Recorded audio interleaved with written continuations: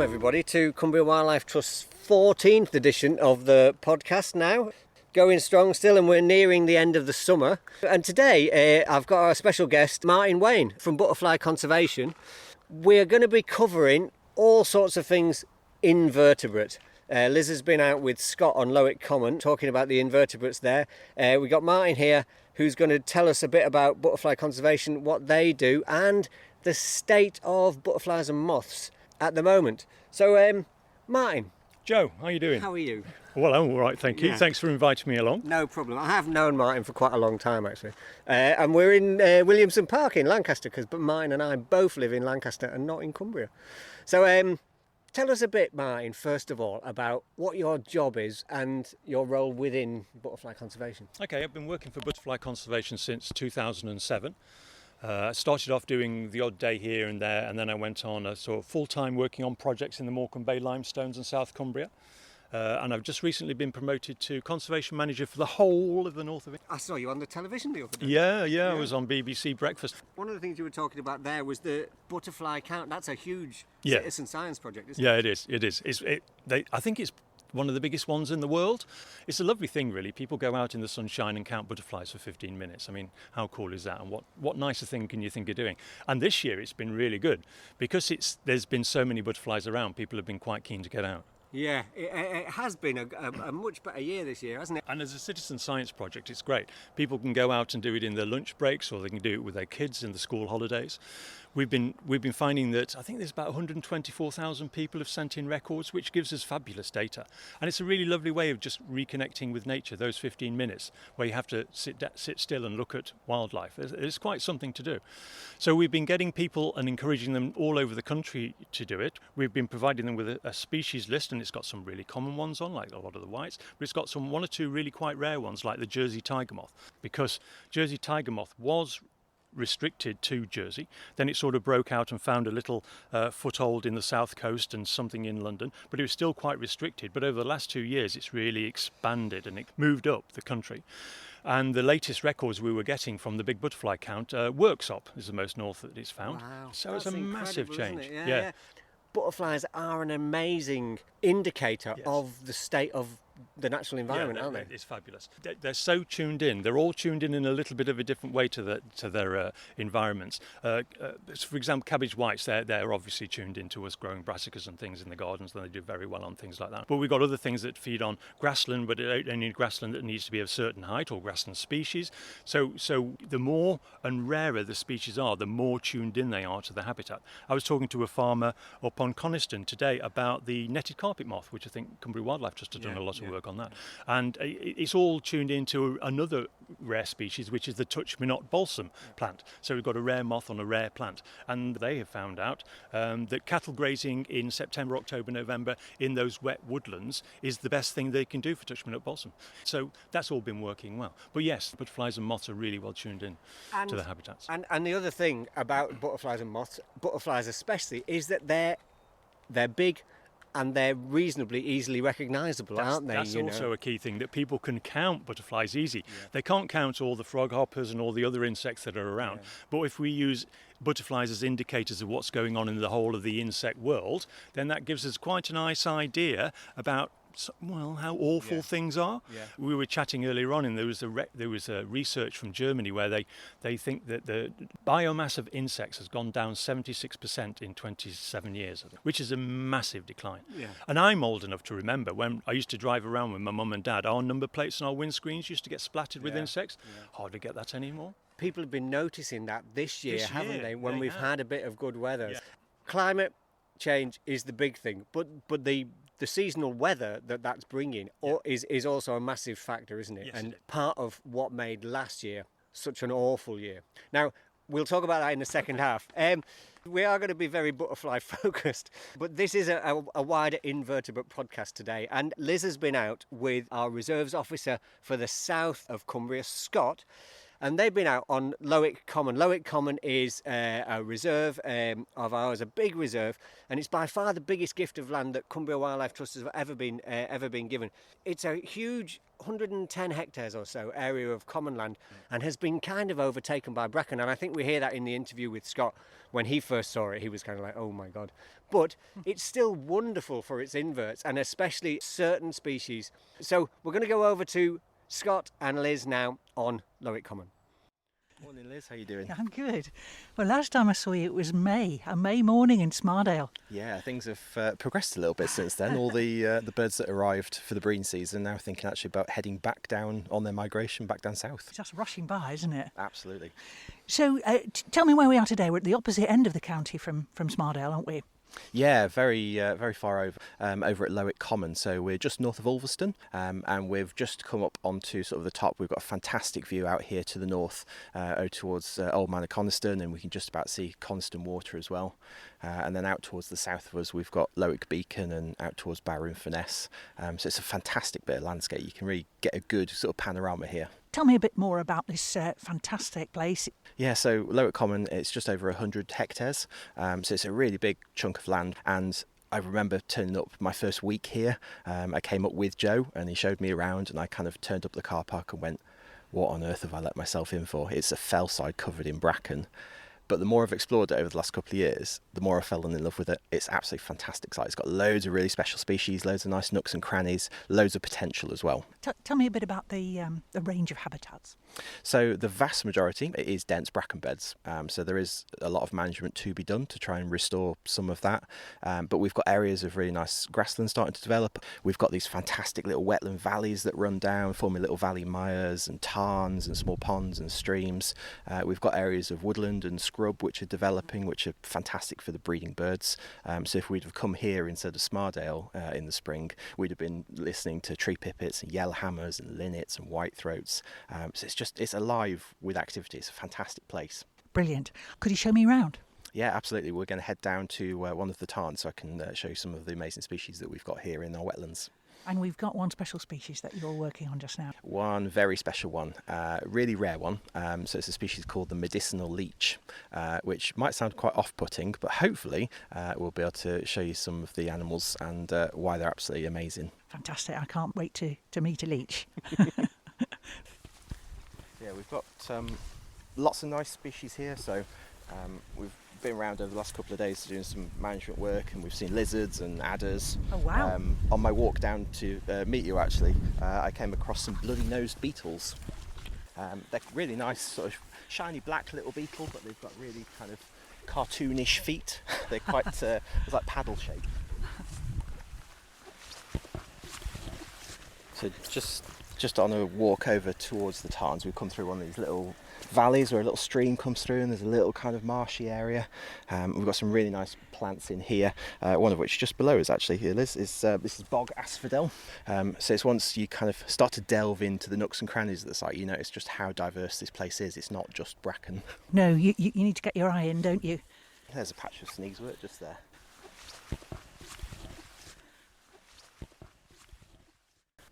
Oh wow, just come to the tarn. It's beautiful. Welcome to Leech Tarn. So this is one of the biggest areas of open water we've got left on the common. So originally there was a collection of tarns, and over the decades they've gradually started to fill themselves in, which presents a potential management challenge. You know, do we allow that succession to carry on? Because we've got lots of species which like the open water habitats, so our amphibians, our dragonflies, some of our flowering plants. But those successional habitats that are forming are places where things like the sundew are forming, the bog asphodel's forming. So they're really important communities in themselves. So this tarn, Leech Tarn, it's sort of time limited then? Yeah, quite possibly. So we've still got a lot of open water here. So there's lots of bog bean, which are the green sort of paired leaves that are coming up through the water there. Lots of water lilies. It's deep-ish. It's kind of up to probably waist deep, if not a little bit deeper in places. So that's possibly why it's not succeeded as quickly as some of the others. So hopefully this will stay open, but is aptly named as Leech Tarn because this is our best population of leeches that we know on site. But it's at such a glorious little place. It's very hidden, and the water lilies are just my favourite actually. just hitting their stride at the moment, aren't they? The flowers are like fully out, all the lily pads are there. But still plenty of open water for some of our other species. So Yeah. I came here in the spring and you could barely see the water for frog spawn. It Oh, really? was insane how much frog spawn there were. Then you came a few weeks later after everything had hatched and the water was just black with tadpoles. And now we're going around the site doing bits of management work. You can see all the little froglets and toadlets hopping around. When the sun's out a little bit more, covered in dragonflies and damselflies. I've seen eels in here as well. Extraordinary, because they come from the sea, don't they? Yeah, I guess if you throw a stone really, really hard, we're not too far away from places like Morecambe Bay. So, Scott, show us the leeches. Yeah, so the leeches themselves, they're actually so rare now, they're a protected species.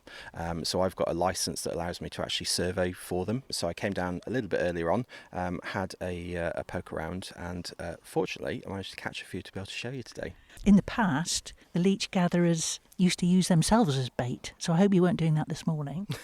I may have been stood in the pond a little bit in my wellies, just to encourage a little bit of movement and heat, because that's what they're attracted to. And in fact, when I was researching these species over the last year or so, I found that they are actually referenced in a William Wordsworth poem from 1802, where he came across a man stood in the pond and essentially said, what are you up to? What are you doing? And even at that point, so, leeches, the medicinal leech has declined massively. There's just 4 main population areas left in England, Cumbria being one of them. But even back in the early 1800s, this leech gatherer said that they were really scarce even then. OK, Scott, so you've got a couple of leeches from this morning. Yeah, so these look kind of about half the size they'll get to, so they get up to around about 20 centimetres, although there is always the question of how do you measure a leech when it stretches out and then as it's doing there, it's just kind of sucking itself along and squashing itself down. But around about 20 centimetres a full adult. They've got the 2 suckers, one at each end, so the mouth end and the rear end, helping them get around, as we can see. But they're also fantastic swimmers as well. They seem to kind of flatten themselves out and they're kind of very eel or snake-like underwater. They're brilliant. Well, when you opened the bucket, I thought they looked like ribbons. But now they're shapeshifters, aren't they? Yeah, no, they're fantastic animals. So there's around about 17 species of freshwater leech in the UK. Only 2 get to this sort of size. So there's medicinal leech, which are really, really rare. So the vast majority of what people see when they see a big leech is what they call horse leech. Yeah. But it's actually misnamed because it can't feed on mammals. The medicinal leech is the only one that can feed on mammals. And that's thanks it's got 3 jaws and 100 teeth and 5 pairs of eyes to see you. Who designed that? That's one of those brilliant quirks of evolution, isn't it? There's one here that's very, very lively and he's shooting around the bucket. And the other one has... Oh, he's stretching now. But yeah, they're quite a dark colour, so sort of black, dark brown. But in the right light, when you can see against them, they've got these sort of stripes of sort of goldy yellow and red running down them. Right. They've got a really nice pattern on their underside as well. So they're definitely one of our best looking leeches as well, if that's possible. Tell me a bit more about how important they were in the 19th century. So yeah, certainly as sort of as their name suggests, medicinal leech, they were used widely. There was reports from even as late as the 1830s that France were importing around about 42 million a year for the hospital use. America were importing 30 million a year because European leeches are actually better than American varieties for bloodletting because they take more blood. Nowadays they've become really rare, and part of that is through overexploitation. So, you can't take millions and millions and millions of animals out of an ecosystem and expect them to replenish quickly. So nowadays leeches are still used in hospitals. In fact, we did a walk here last year looking at the wetland wildlife around the site, and one of the ladies on the walk was actually a doctor who still used leeches, but it's now the Mediterranean variety of leech. Extraordinary. I think you can use them for arthritis. Yeah, and a lot of reconstructive surgery as well, where you need to get sort of blood back into an area. Right. So their saliva is an anticoagulant, so it encourages that bleeding. Yeah. So that then hopefully encourages that blood back to kind of the areas that you want it to. When Have we any idea what happened once they'd collected them? I found through a bit of research that there's actually a leech house in Beedale in Yorkshire, where it's been preserved, where they kept the leeches as they were sort of being sold. There was also some information from Manchester Royal Infirmary that during the 1800s they were spending, I think, up to 4.5% of their budget on leeches a year. So if you imagine spending 4% of your budget on leeches, it was a big trade, and even up until the 1930s they had to have an aquarium there to actually keep the leeches. Really? So they were a really important part of their medicine. So Scott, you're surveying them? Yeah, so as I say, they're a protected species, so they're not something that everyone can go out and look for, but they're really kind of unsurveyed and under-recorded. So there's been little bits of work, but here we kind of knew they were here anecdotally, but the reserve has changed a lot since perhaps they were last recorded. So I got the licence to be able to come and check all of the tarns, and it's part of that information gathering that if we're going to do any management interventions, we need to know what's here before we start making any differences. And would you say it's a healthy population here? Certainly appears to be. They're really easy to come across here. So we'll do kind of samples in all the different tarns and check what's going on. And then hopefully, if we can get to the point where we're looking at creating new areas of open water, so new ponds and tarns, we might even see them starting to colonise those areas as well. Lots of our tarns here, they've got little streams connecting them, so there is a water flow between them. So if they haven't got any leech gatherers to latch onto, what do they eat when they're here, Scott? So a big chunk of their diet is actually amphibians. So the fact that we've got this really, really good population of frogs, toads, great crested newts, smooth newts, there's a really good food supply for them here. Traditionally they would have been on any of the cattle or sheep that came here to drink as they went into the water, but amphibians seem to be the biggest part of their diet. But then they can go anything they're believed to be sort of between 12 and 18 months between meals. So if you think about kind of the amphibian life cycle of coming to the pond in the spring and breeding, that might be when you get your feed, and then the rest of the year you're just kind of waiting around for the next meal. And how long do they live then? So we think possibly up to about 20 years. 20 years? But nobody's really studied them long enough to say that leech has definitely been alive for 20 years. So the current thought is sort of 5 to 10 years maybe. But again, lots of kind of little bits of information like this we don't really know. So some fantastic research going on in Scotland as part of a captive breeding programme to reintroduce them. So we're learning lots of things from them. Oh, look, lots and lots of dragonflies all of a sudden. A little bit of sunshine and out they come. So Yeah. looks like mostly common darters out here. There's a slightly larger one over there, looks like a black darter. Or a slightly darker one. And a few damselflies flitting around the edges as well. So yeah, real hive of activity these times. They're just fantastic little places. Yeah, really beautiful.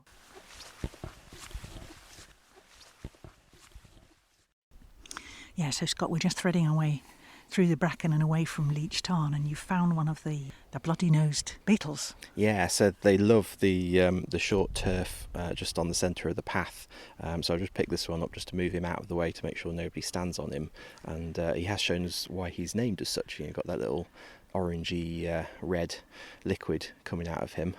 But he's calmed down nicely now. But you can see, really, really pretty individual. That kind of bluey, purpley sheen to the black. Those So little shiny. kind of paddles on their feet with the little hooks to get around. But yeah, we'll pop him off into the vegetation so nobody squashes him. So we really have to look where we're walking, don't we? Yeah, anything to pop out of anywhere. And one thing that's really nice to see at the moment is there's absolutely clouds of gatekeepers all around the reserve. Oh, really? Whatever path we're going on, these little orange butterflies, the late summer butterflies, they're out in force. So it's fantastic to see kind of a bit of resurgence this year for the butterflies.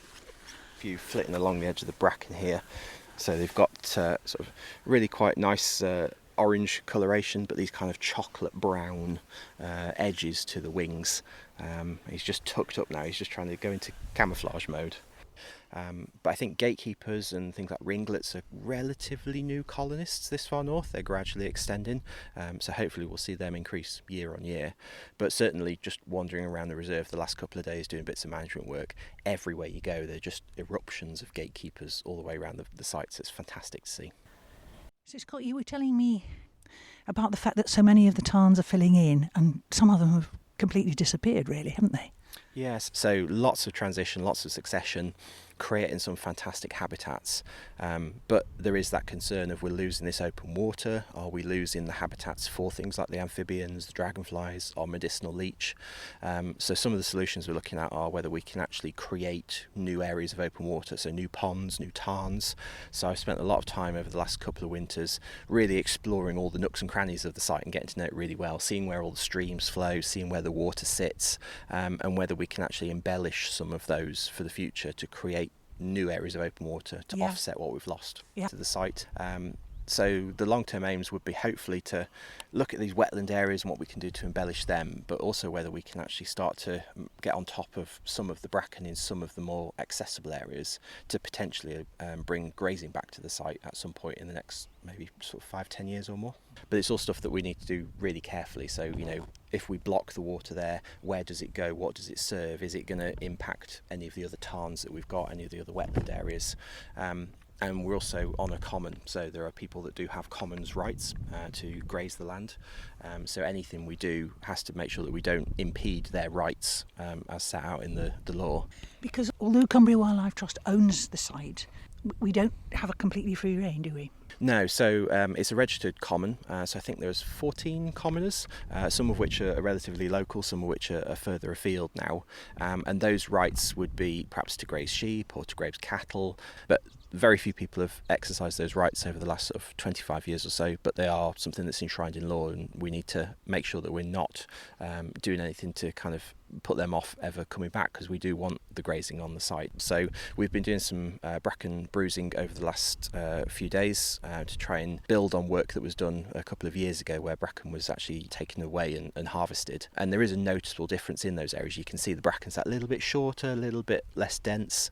So the hope is that if we can do that over a few successive years, it gets a little bit more of a grassy sward underneath that then becomes grazable, and the cattle are more likely to punch through the bracken to be able to get to those areas. Well, that's fantastic. It's fantastic, Scott. Thanks very much for showing me around. It's a stunning place. Hopefully, next time I come back, there'll be many more tarns, many more leech populations. Hopefully the next few years we can get some little bits of wetland restoration work done, and then longer term, so look at whether it's cattle grazing returning, and other little projects that we could perhaps get on to make the site as really good as it possibly can be for different species, and capitalising on what we've already got here. Fabulous. Thanks, Scott. Well, an amazing piece from Scott there, and it just shows that even with this kind of fellside that we've lost to bracken, there are so many great species, you know, and the medicinal leeches, they're just an amazing creature, aren't they? It's a fabulous story, isn't it, about those? Yeah, and this whole idea that they became so rare just because of the collection and the thousands and thousands of these things that were exported, and you know, an amazing animal, and one that I have on my reserve at Barkbooth as well. So one of the things that Scott saw was that the gatekeeper butterflies had just been coming out, hadn't they? And like we were discussing earlier, the butterflies are an amazing indicator, aren't they, of the state of the habitat and the state of the natural environment. Gatekeepers are a really good example. I think it was about 2015 when we had our first gatekeepers up in Morecambe Bay. I think before then they'd only been sort of restricted to the Wirral area, and they hadn't sort of made it that way further north. I didn't realise. Yeah, so they're a fairly recent addition. Right. Yeah, and then the ringlet. The ringlet on my reserve at Howe Ridding. Yeah, it's the most populous butterfly. And I don't know, 25 years ago, it wasn't there. Definitely not. I think it might have been 2012. Then they started coming over, and now they've just ballooned, haven't they? And gatekeeper's a good one, because I was looking at the stats, and gatekeeper's the fourth or fifth most common species that's been recorded on the Big Butterfly Count. So again, going back to Big Butterfly Count and all this citizen science, that's really useful information. It shows how populous it's becoming and how it's spreading further north. And in September, when we get the data analysed from all of that, we'll look at a lot of those species, and we'll be able to see what's done well and what hasn't. And that really shows, doesn't it, how that huge data collection through the citizen science makes such a difference. Yes, it does, yeah. And we're using data when we're approaching farmers. experts, and we're saying, if you manage your land in a different way, even just letting the grass grow or changing some fields from sheep to cattle, that you get a whole range of different butterflies, and they can see that. We give them a little sheet and they can go out. They could even go and do their big butterfly count in their field, and you do notice a trend. And particularly if we put a moth trap in there, when you've got nothing but sheep grazing and it's really, really quite short, the grass, there isn't a lot of wildlife in there. There isn't a lot of moths. But after 3 or 4 years, when the grass has been able to grow, you put a moth trap in there, it blows the mind. There's so many different moths that come to a trap in that. Yeah. Fantastic. That's brilliant. And we seem to have a bit of an awful year last year, didn't we? Yes. I mean, like we say, the butterflies show the health of the environment, but last year was just terrible. Worst year ever, I think.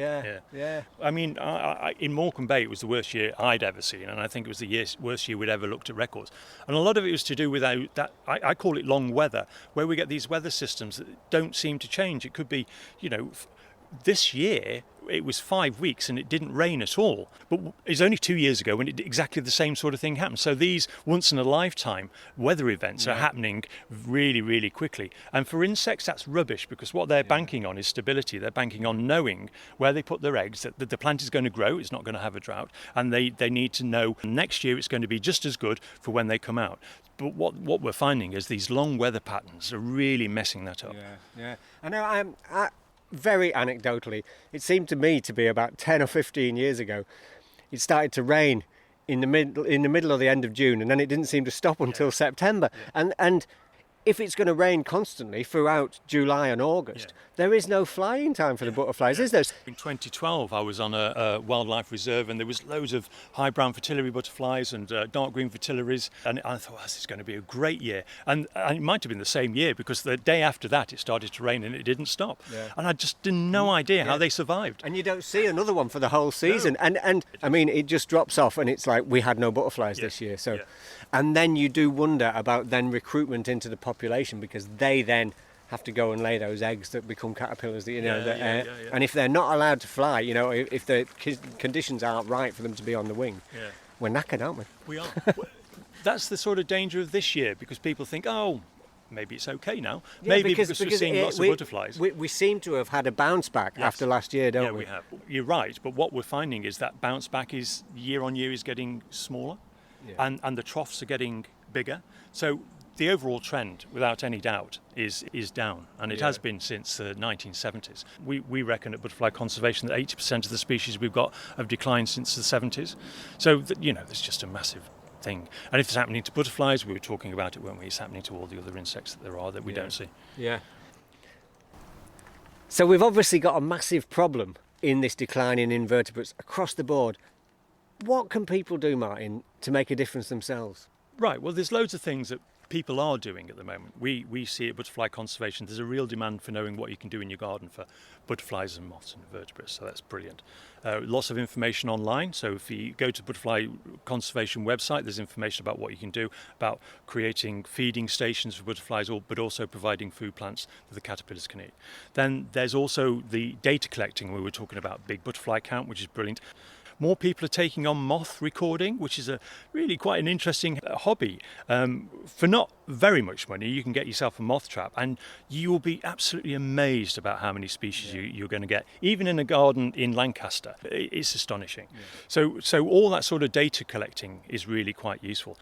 Join a conservation organisation, that's another great thing. The more of us that there are with a voice, the better. But it could be for Cumbria Wildlife Trust or Butterfly Conservation. But joining anything like that gives us all a bigger voice when it comes to legislation. Absolutely, we're all fighting the same fight, aren't we? Yeah, we are. Yeah. Excellent. And so, mid-August, getting towards the end of the season, what can people... I saw a holly blue just on the walk up here in somebody's front yard.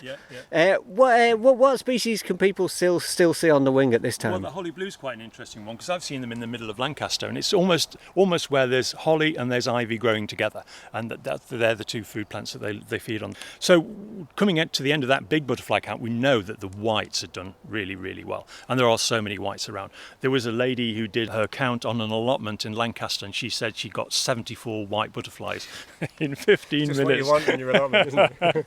Yeah, she was counting the butterflies and not the caterpillars. Yeah. There's a lot of red admirals around. They've done really very well. One of our things that we do in Lancaster, and it's quite a nice one to do in towns where you've got some of the urban areas with buddleia growing out or ivy growing on walls, is in September go out and do a little count of all the red admirals, the peacocks, the commas, things that overwinter as butterflies. There'll be a lot of those still around. Gatekeepers are still about, aren't they? Although meadow browns, I think, are slightly coming to the end. We saw a very sad-looking one the other day, which hadn't got any scales left. It was almost translucent, but it was still flying around. Yeah. And the other day, I was at Smardale. What a brilliant reserve that is, Cumbria Wildlife Trust. Well done. Fantastic. Yeah, Scotch Argus. Yeah. Wow. Yeah. Are they still on the wing? They are, Just yes. in the Well, it was bouncing with Scotch Argus the other brilliant, day. brilliant. Very And good time to one go. of only 2 sites in That's England. it, yes, that's it. Actually have that butterfly. Yeah. We do a little bit of work with Lancaster University, and a couple of years ago they had a mark release recapture on there, and I think they had to stop at 1,799 butterflies that they'd marked. So we're talking a healthy population. It's very, very good. Brilliant. Yeah. No, it's brilliant. The thing is getting it to move out a little bit more. Yeah. Because if you're stuck in one place, you're sometimes a little bit vulnerable. And we know that there's a farmer nearby there, or might be wanting to go in to do something like that, which is quite exciting. Fantastic, yeah. And we have some brilliant nature reserves for butterflies. Howridding Wood on the side of Whitbarrow is a brilliant butterfly reserve, isn't it? So Howridding Wood, we had records that there were second generation small pearl bordered fritillary seen in there. Was it Howridding? Yes, it was. Fantastic. Yeah. Yes. Right. So that's really exceptional. 4 or 5 years ago, we wouldn't have thought that we would have second generation small pearl bordered fritillaries. But this year, I think there were 6 were seen. So that's a terrific record. But again, another indication that things are really changing. Yeah. I just wanted to mention the massive success story of the marsh fritillary in the north of the county, because that was absolutely on its last legs, wasn't it? It actually was on its last legs, virtually. They brought in the last known larval web. Yeah. And then they tried to rear that up and breed that up. That wasn't a success. So they brought samples from Scotland. So they brought some specimens down from Scotland and they crossbred them. And then these brilliant volunteers, they bred these. And after a couple of years of captive breeding, they were dishing out tens of thousands of caterpillars at some of these sites. It was an absolutely fantastic start. We had a captive breeding thing going on at Gosling Syke. We had a load of caterpillars outside. Before Gosling Syke as we know it now, when we were in a little porter cabin in the back of Susan's farm, So from the start of those few key areas, it was really quite slow, but what we're seeing now is extraordinary. I was surveying 2 years ago up on top of Buttermere, 470 metres, and one flew past me. I was so excited to drop my phone, I couldn't take a photograph. Wow. That was brilliant. So they're actually crossing mountains, these things, going over passes. Because they appeared at Icot Hill, at our reserve at Icot Hill. Yep. Yeah, brilliant success story. Yeah. And we've just had another record of one at Grasmere. So that's quite new. So it's also moving south again. So maybe once it moves its way through Grasmere, it'll get into the Coniston and sort of Windermere area, and absolutely fabulous. Yeah, the world's your lobster. Yeah. That's brilliant, Martin. Thank you so much for coming along and chatting all things butterflies. Yeah. That was absolutely brilliant. If you get a chance, get out on a nature reserve while you still can, while the sun's out in these next couple of weeks, and see what butterflies are still on the wing. If you're really interested, get onto Butterfly Conservation's website and next year join in the big butterfly count. So until next time, thank you, Martin. Yeah, you're very welcome. Thank you for asking me. It's really nice. I feel like I've been on Desert Darling Disc or something. Yeah, and thank you all, and we'll see you all again next month.